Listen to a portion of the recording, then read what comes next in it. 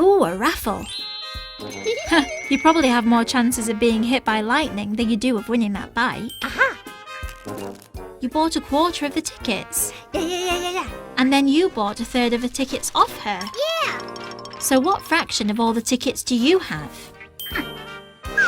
She bought a quarter of the tickets, and you bought a third of those. So you multiply the two numerators together, and then multiply the two denominators together.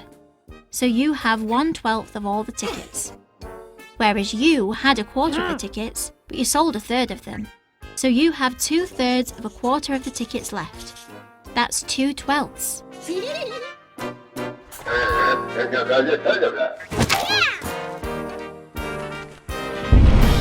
Well, what are the chances?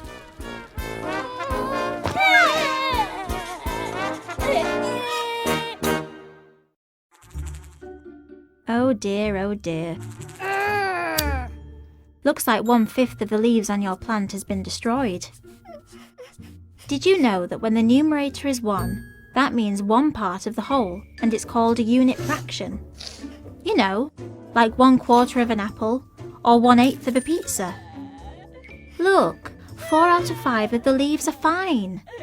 4/5 is a non-unit fraction because the numerator is not 1. It's just that one poorly leaf.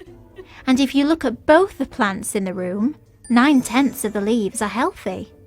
That means 1 4/5 of your plants are healthy. That's a mixed fraction because it contains whole numbers and fractions.